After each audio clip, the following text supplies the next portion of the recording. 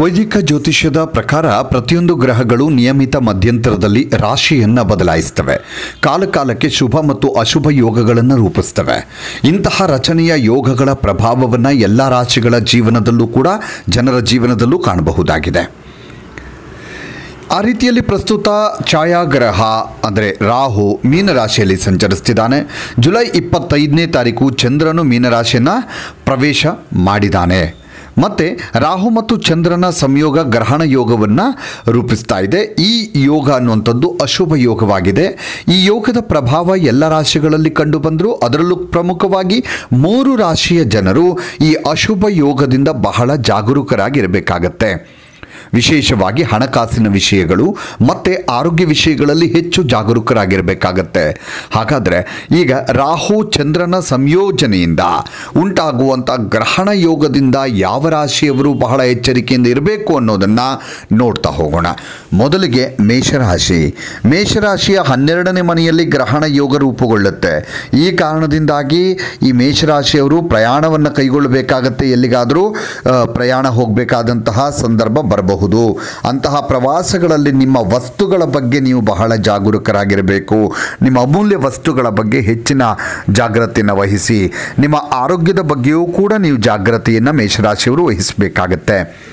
ನೀವು ಯಾವುದೇ ವ್ಯಾಪಾರ ಪ್ರವಾಸಗಳನ್ನು ಕೈಗೊಳ್ಳಬೇಕಾದ್ರೆ, ವ್ಯಾಪಾರದ ದೃಷ್ಟಿಯಿಂದ ಎಲ್ಲಿಗಾದರೂ ನೀವು ಪ್ರಯಾಣ ಮಾಡಬೇಕಾದ್ರೆ ಈ ಅವಧಿಯಲ್ಲಿ ಯಾವುದೇ ಒಪ್ಪಂದಗಳನ್ನು ತೀರ್ಮಾನಿಸಬಾರ್ದು.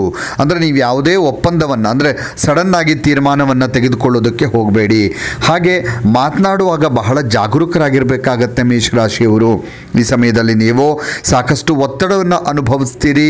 ನಿದ್ರಾಹೀನತೆಯ ಸಮಸ್ಯೆಯಿಂದ ಬಳಲುವಂಥ ಸಾಧ್ಯತೆ ಇದೆ. ಅಂದರೆ ಸರಿಯಾದ ನಿದ್ದೆ ಬಾರದೇ ಇರುವಂತಹ ಸಾಧ್ಯತೆ ಕೂಡ ಈ ಮೇಷರಾಶಿಯವರಿಗಿದೆ.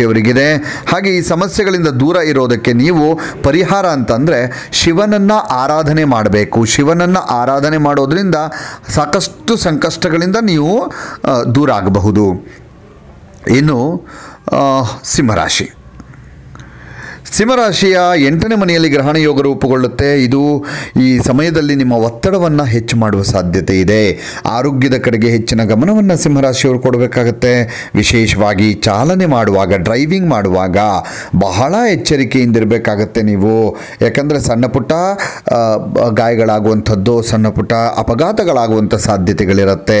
ಅನಗತ್ಯ ಖರ್ಚುಗಳನ್ನು ಸಿಂಹರಾಶಿಯವರು ನಿಯಂತ್ರಿಸಬೇಕಾಗತ್ತೆ. ವೇಸ್ಟ್ ಖರ್ಚುಗಳನ್ನು ಸ್ವಲ್ಪ ನಿಯಂತ್ರಣಕ್ಕೆ ತರೋದು ಒಳ್ಳೆಯದು. ಇಲ್ಲದಿದ್ದರೆ ಮುಂದೆ ನೀವು ಭವಿಷ್ಯದಲ್ಲಿ ಹಣದ ಸಮಸ್ಯೆಯನ್ನು ಎದುರಿಸಬೇಕಾಗತ್ತೆ ಸಿಂಹರಾಶಿಯವರು. ಹಾಗೆ ಕುಟುಂಬ ಸದಸ್ಯರೊಂದಿಗೆ ವಾಗ್ವಾದದಲ್ಲಿ ತೊಡಗಬೇಡಿ. ಕುಟುಂಬ ಸದಸ್ಯರ ಜೊತೆಗೆ ಮಾತನಾಡುವಾಗ ಬಹಳ ಎಚ್ಚರಿಕೆಯಿಂದ ಇರಿ. ಈ ಅವಧಿಯಲ್ಲಿ ಯಾವುದೇ ಹೊಸ ಕೆಲಸವನ್ನು ನೀವು ಪ್ರಾರಂಭಿಸೋದನ್ನು ತಪ್ಪಿಸಬೇಕು. ಇಲ್ಲಿ ನೀವು ಈ ಒಂದು ಯೋಗದ ಸಂದರ್ಭದಲ್ಲಿ, ಗ್ರಹಣ ಯೋಗದ ಸಂದರ್ಭದಲ್ಲಿ ಯಾವುದೇ ಹೊಸ ಕೆಲಸವನ್ನು ಸಿಂಹರಾಶಿಯವರು ಮಾಡೋದಕ್ಕೆ ಹೋಗಬೇಡಿ. ಸ್ವಲ್ಪ ಟೈಮ್ ಕಾಯಿರಿ. ಈ ಯೋಗ ಮುಗಿದ ನಂತರ ಮತ್ತೆ ನೀವು ಹೊಸ ಕೆಲಸವನ್ನು ಶುರು ಮಾಡಬಹುದು. ಹಾಗೆ ನಿಮ್ಮ ಸಮಸ್ಯೆಗಳನ್ನು ಕಡಿಮೆ ಮಾಡೋದಕ್ಕೆ ನಿಮ್ಮ ಮನಸ್ಸಿನಲ್ಲಿ ಪರಿಹಾರ ಅಂತಂದರೆ ನೋಡಿ, ಓಂ ನಮಃ ಶಿವಾಯ ಮಂತ್ರವನ್ನು ನೀವು ಜಪಿಸಬೇಕು. 108 ಬಾರಿ ಓಂ ನಮಃ ಶಿವಾಯ ಮಂತ್ರವನ್ನು ಜಪಿಸೋದ್ರಿಂದ ಬರುವಂಥ ಅಡೆತಡೆಗಳಿಂದ ನೀವು ದೂರವಾಗಬಹುದು. ಹಾಗೆ ಮುಂದಿನ ರಾಶಿ ಧನುರಾಶಿ. ಧನುರಾಶಿಯ 4ನೇ ಮನೆಯಲ್ಲಿ ಗ್ರಹಣ ಯೋಗ ರೂಪುಗೊಳ್ಳುತ್ತೆ. ಈ ಕಾರಣದಿಂದಾಗಿ ಈ ಧನುರಾಶಿಯ ಜನರು ಕುಟುಂಬದಲ್ಲಿ ಸಮಸ್ಯೆಗಳನ್ನು ಎದುರಿಸಬೇಕಾಗತ್ತೆ. ಕೆಲವು ವಿಷಯಗಳಲ್ಲಿ ನೀವು ತಾಯಿಯೊಂದಿಗೆ ಅಸಮಾಧಾನವಾಗುವಂಥ ಸಾಧ್ಯತೆ ಇದೆ. ಮನಸ್ತಾಪವಾಗುವಂಥ, ಜಗಳ ಮಾಡಿಕೊಳ್ಳುವಂಥ ಸಾಧ್ಯತೆ ಇದೆ. ಹುಷಾರಾಗಿರಿ. ಸ್ವಲ್ಪ ತಾಯಿ ಜೊತೆ ಮಾತನಾಡುವಾಗ ಸ್ವಲ್ಪ ಕೋಪವನ್ನು ನಿಯಂತ್ರಣ ಮಾಡಿಕೊಳ್ಳೋದು ಒಳ್ಳೆಯದು. ಈ ಅವಧಿಯಲ್ಲಿ ಹಣವನ್ನು ಹೂಡಿಕೆ ಮಾಡೋದನ್ನು ತಪ್ಪಿಸಬೇಕು. ಏನು ಧನುರಾಶಿಯವರು ಎಲ್ಲಾದರೂ ಹಣ ಹೂಡಿಕೆ ಮಾಡಬೇಕು, ಜಾಗದ ಮೇಲೋ ಶೇರ್ ಮಾರ್ಕೆಟಲ್ಲೋ ಎಲ್ಲಾದರೂ ಹಣ ಹೂಡಿಕೆ ಮಾಡಬೇಕು ಅಂದರೆ ಈ ಟೈಮಲ್ಲಿ ಬೇಡ. ಸ್ವಲ್ಪ ಟೈಮು ನೀವು ಹೂಡಿಕೆಯನ್ನು ಮುಂದೂಡೋದು ಬಹಳ ಒಳ್ಳೆಯದು. ಈ ಯೋಗ ಎದುರಾಗುವ ತೊಂದರೆಗಳನ್ನು ನೀವು ತಪ್ಪಿಸಬೇಕು ಅಂದರೆ ಅದಕ್ಕೆ ಪರಿಹಾರ ಕೊಡೋದು. ಅದಕ್ಕೆ ಮೊದಲು ಏನಂದರೆ ಸಾಲ, ನೀವು ಯಾರಿಂದಾದರೂ ಸಾಲ ಪಡಿಬೇಕು ಅಂತಿದ್ದರೆ ದಯವಿಟ್ಟು ಈಗ ಸಾಲ ಪಡೆಯೋದಕ್ಕೆ ಹೋಗಬೇಡಿ. ಯಾರಿಗೂ ಸಾಲ ಕೊಡೋದಕ್ಕೂ ಹೋಗಬೇಡಿ. ಯಾಕಂದರೆ ಆ ಸಾಲ ವಾಪಸ್ ಬರೋದಿಲ್ಲ. ನೀವು ಕೊಟ್ಟಂಥ ದುಡ್ಡು ವಾಪಸ್ ಬರೋದಿಲ್ಲ.